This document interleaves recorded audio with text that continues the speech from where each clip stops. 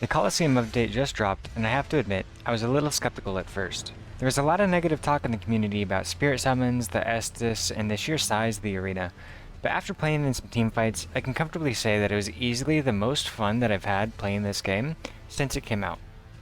So let's take a step back and cover what the arena offers, the pros and cons, and how it's set up, and then the video will wrap up with some clips on my first experiences in the arena. I was able to get a team of 6 players for some 3v3s, and it's definitely worth sticking around for. The Colosseum offers 3 game modes: Duels, United Combat, and Combat Ordeal.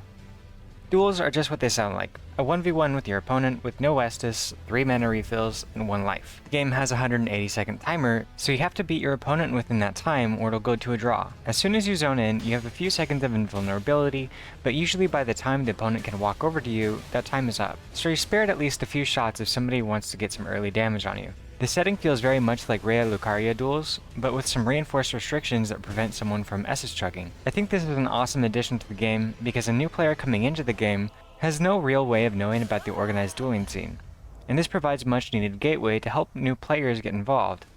Downsides of the arena is the size and the lack of versatility in the terrain. The arena really promotes a passive playstyle as a means of winning. Bows and sorcery have an obvious edge in the environment, and there's no real means of corner pressure, so they can just run around forever if they want to. The 3 refills of magic is a good countermeasure, so a mage can't spam to their heart's content, but you really need to rely on a faster weapon class with good chase down to punish a refill.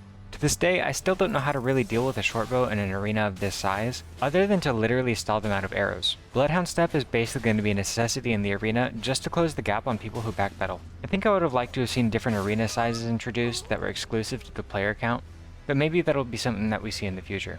Combat Ordeal is the free-for-all format in the arena, where you're given 1 Estus and 1 mana refill on spawn. Once again, you can opt in or out of spirit summons, and you're set to 300 seconds as a time limit. The one with the most kills is the winner. The goal here is to be aggressive and to claim as many kills as you can before the timer expires. You can do 1v1s in this format, but the same problem exists as in regular duels, where passive play is strongly overpowered. In the group setting, it's a lot more balanced because you have to be competing with 3 to 5 other people for the most kills. In this setting, it's really hard to say what the meta will be, but mages look like a really strong contender, being able to chunk opponents for half their HP on 1 hit. United Combat is the team game mode, and in my opinion, the most fun. You can do team fights here with your friends or against randoms when setting a group password. This game mode is about the same as Combat Ordeal in terms of rules and restrictions. It's really hard to say what will be the strongest setups in this format. You might immediately think of things like triple waves of gold, triple comet spam, or triple mogs as clear contenders, but when the game really gets going, it's really anyone's match. As the meta develops, I'm sure we'll start to see certain team compositions that work better than others, and I will absolutely be doing videos on those as they come up. So that covers it for the voiceover segment of this video. I'll be going over my first 1v1 experiences in the arena, and the sheer chaos of the 3v3s that I did with my friends. I have a lot of content planned in the future, so if you enjoyed the video, be sure to like and subscribe, and I'd love to hear your thoughts down in the comments about what you would like to see from me more in the future, and what your thoughts about the update were.